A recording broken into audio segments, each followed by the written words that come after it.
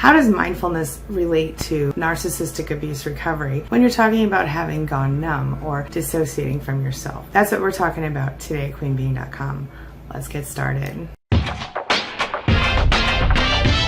My name's Angie Atkinson, and on this channel I offer free daily video coaching to help you discover, understand, and overcome narcissistic abuse and toxic relationships.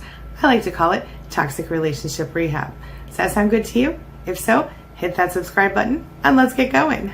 So before I dig in, I want to start by explaining exactly how it is that this works so effectively for victims and survivors of abuse. So if you've ever been in a toxic relationship with a narcissist, you may have experienced various symptoms of PTSD or CPTSD, which of course is post-traumatic stress disorder or complex post-traumatic stress disorder, as a result of having suffered from narcissistic abuse and the mental torture that goes along with that. One of the most common issues that my narcissism support coaching clients tell me they have is feeling like they're not really there, as though they're on a sort of a numb autopilot situation as they float through life, surrounded by, some kind of barrier between themselves and the world. Everything feels sort of foggy and surreal. We talked about this yesterday during my video. We talked about how dissociation works and all of that. Anyway, like I said, it's called dissociation. And while it may originally have started as a way to survive the gaslighting attacks, the name calling, the manipulation, all of that,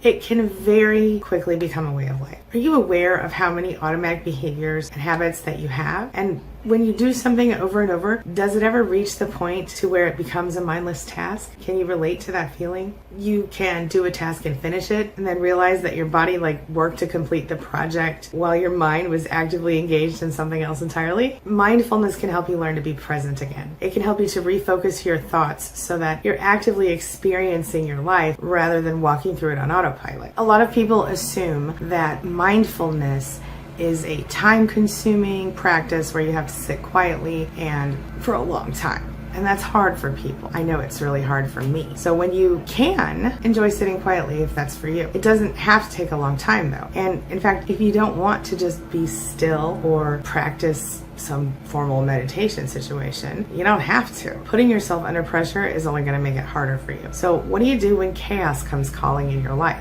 Well, there's no denying that having chaos in your life is going to happen. It's especially true when you're going through or you have recently removed yourself from a toxic relationship or any toxic abuse situation. When you're dealing with a narcissist in a relationship, chances are that you may be dealing with a toxic person. There's no denying that having chaos in your life is going to happen. And that's especially true when you're going through. If you've already left, it might not be a constant issue, but it's going to happen. And when chaos does occur, it puts a lot of narcissistic abuse survivors kind of in a state of anxiety or panic. You know the feeling I'm talking about, right? It's when you get that knot in your stomach and it seems to rise up into your throat, make you feel kind of sick. It's when you simply don't know what to do and you don't know how to calm the chaos that causes you to barely focus on anything else as a result of it. Regardless of what type of chaos you've experienced with your narcissist or outside of your narcissist, whatever you're going through as you're recovering, focused, mindful intention can help. It allows you to be in charge of your emotions and your thoughts. I like to call it intentional vibration management or intentional thought management. So what do you do? Why do bad things happen to good people? How do you deal with stuff like this? I mean, you're good people, right? You're a good person. You haven't done anything to deserve the situation you're in, and yet here you are. So here's the deal. What happens is that when chaos hits, the outward and or inward situation isn't taking place in the present. What do I mean by that? The chaos is because of what might have happened or what's going to happen as a result of the chaos. Does that make sense? So when you experience turmoil, your stress levels skyrocket. When that happens, it's incredibly difficult to stay calm sometimes. Your mind will start to race. The negative emotions will spring up, multiplying one after the other. Chaos causes you to become distanced from peace. It hijacks your thoughts and it pummels your emotions. But when you practice mindfulness, it doesn't give into chaos. Why should you choose to be mindful? Well, mindfulness allows you to have peace and focus despite the physical or emotional storm you might be caught up in. It keeps you focused on the present and it anchors your thoughts and your emotions. That helps you to feel at rest even when you're not. It bolsters your sense of purpose and ability to make decisions. Mindfulness calms the anxiety and allows you to be in charge of what you need to take care of, my friend. During turmoil, when you're under stress and pressure, your mind gets an influx of negative thoughts, toxic thoughts, and when you don't practice mindfulness, those thoughts then cause your emotions to become incredibly intense. That overwhelms you and life gets really, really hard, really, really fast. Mindfulness, though, it doesn't stop the negative emotions from coming. That's what you have to understand. But it does help you because it helps you to be in charge of what's going on in your mind and with your emotions, because it lets you corral the thoughts, sort of put them all in their respective perspective. Is that a thing? It helps you keep the thoughts under control. Mindfulness brings a peace to the negative emotions and the negative thoughts so that you learn to become aware of them, and at the same time they can't control you. So when chaos happens, most people end up being controlled by their emotions, by the anxiety and the turmoil that they feel. But mindfulness will allow you to take a pause, view the situation, and be able to make decisions that are based on reality rather than hyped up feelings. Mindfulness will allow you to keep order in your thoughts and your emotions, even when everything around you is in crisis. Being mindful will give you space to be able to keep yourself at peace. So how the heck do you become mindful anyway? Well, there are a lot of different ways that you can do it, many of them very simple. And you can do these things without ever having to take a break from whatever it is that you're going to do, or wherever it is that you're going, whatever's on your schedule, you can do these things. So knowing this has actually helped many extremely busy people to be able to get into the habit of practicing mindfulness. So number one, brush your teeth. It's so easy. One simple way to practice mindfulness is to brush your teeth. You do this so often that you probably do it without even thinking about it, right? But this time, the next time you brush your teeth, do so with focus. Don't just do it on autopilot. Don't think about other things. Think about brushing your teeth and getting them extra clean. It really helps with mindfulness. Feel the bristles on your teeth as they cross your teeth and your tongue. Pay attention to how thick the toothpaste is. Pay attention to the flavor of the toothpaste. While you're brushing your teeth, pay attention to the process and don't let your mind wander or worry about negative things. Listen. That's the next thing you can do. Listen. Another way you can practice mindfulness as you go about your day is through mindful listening. So often you don't hear people around you. There are so many different sounds happening, and yet you can't hear any of them because you're not focused on them. You're not listening, hearing them. Wherever you are, you can stop and you can take a few minutes, few seconds to listen to the sounds around you. You might be able to hear a bird singing. You might be able to hear the wind blowing or the distant roll of thunder. Or if you're at my house, somebody's always running a damn lawnmower. Either way, you can practice mindful listening. You can even do it with popular music or instrumentals. Hear each sound and focus on it for just a few seconds while you tune out anything else but that sound. Next up, breathe. Mindfulness can be practiced by focusing on breathing. It doesn't take long, and it can be done any time of the day and in any place. As you breathe, focus on the breath that you're drawing in, and focus on the breath that you're exhaling. Keep your mind centered on the movement of your body as you breathe. Breathe in the air and exhale it. Release it. Feel the air move within you and tune into that sensation as you're going through the exercise. You can practice mindfulness through many other activities, including walking, eating, cooking, cleaning, even while you're taking a shower. Accept and empower yourself with these strategies, okay? Here are a few more things.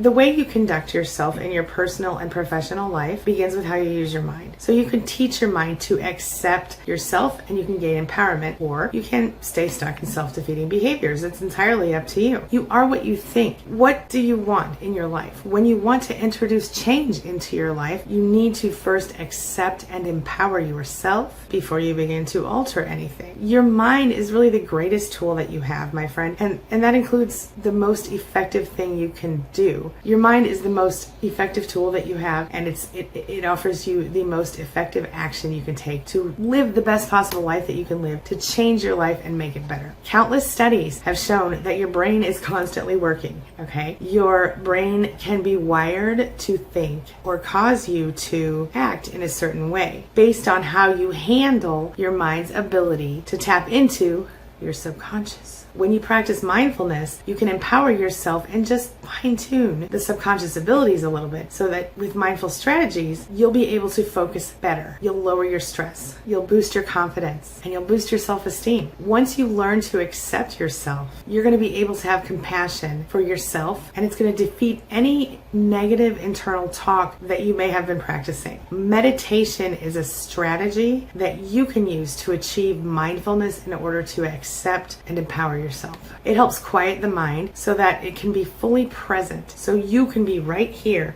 accepting the emotions and the thoughts that you have. You can choose a place where you feel relaxed and comfortable in order to do this. Or, like, if you're like me, look, some people want to sit and meditate. Some people want to lie down. Me, I like to be up and moving. I like to walk. I like to put on my headphones, and I like to go. It helps me clear my head. It helps my body feel better, and I do work sitting down, so it helps me stay active. Whatever you're doing, though, you could walk outside. You could just, whatever works for you. Relax and focus on what's around you. Focus on how you're inhaling, how you're exhaling. If you're moving, focus on how your body feels while it moves. Be aware of the sensations that you feel and the emotions that you're experiencing. Another strategy that a lot of people like to use is deep breathing. You can start this in the same way that you would a mindful meditation where you find comfort and just get started. But you can also practice deep breathing and other breathing exercises while you're active at home or at work. You focus on drawing in deep breaths and slowly releasing them.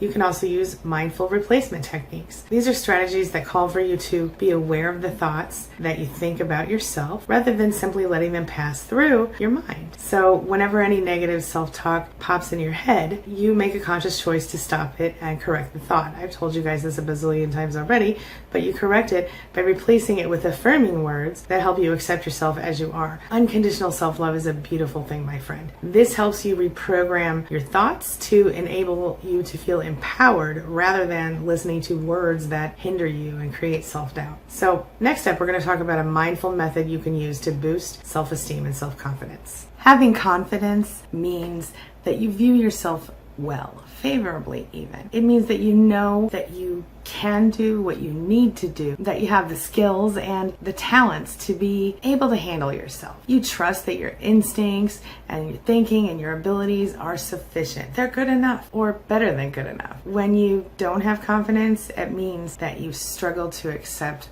who you are, that you lack confidence to do the things that you want to do or need to do simply because you don't trust that you can. The narcissist taught you a long time ago not to trust yourself. You go through life feeling like you're not educated enough or skilled enough or smart enough or pretty enough or handsome enough or talented enough or skinny enough or whatever. You judge yourself, often thinking that what you could have or should have said, done, and whatever, you always feel like you fall short. What mindfulness does is it helps to change this. It helps to build your confidence, to replace the feelings that you're not good enough with trust that you are good enough. Using mindfulness to change your life is simple, but it calls for you to not dwell on your past or any negative experiences that you might have had where you feel like you failed or you fell short somehow. It helps you to not focus on the future or on what you hope to be, and it helps to train you to focus on who you are right now and see that you are good enough.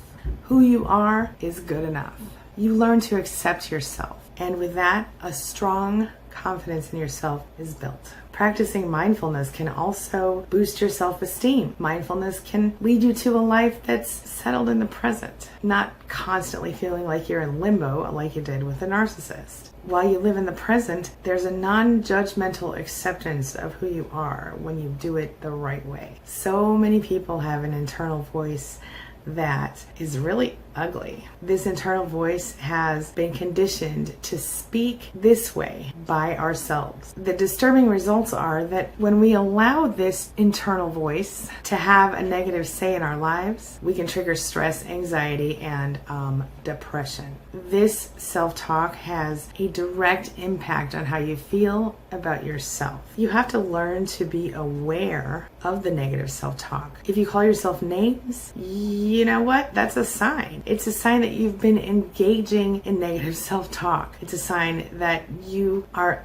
unintentionally lowering your own self-esteem. Some people call themselves stupid or idiot. When they consider doing something, they have this internal self-talk that always tells them why they can't do it. You'll tell yourself things like, oh, I'm not smart enough. Oh, I'm too dumb to do that. When you allow these kinds of thoughts to run rampant, you can get into the mindset that you can't do something, that you're unworthy, and then your feelings follow that internal self-talk and it becomes your belief. This habit can be so ingrained within you that the negative self-talk plays constantly in your mind, so much that it becomes like white noise. What mindfulness does is it brings your attention to the inner dialogue that's eroding your self-esteem. You learn what this internal conversation is doing to you and how it's impacting your emotions. Mindfulness helps you to learn to accept who you are without expectations, without blaming. You'll gain skills that you can also use to learn how to raise your self-confidence and your self-acceptance.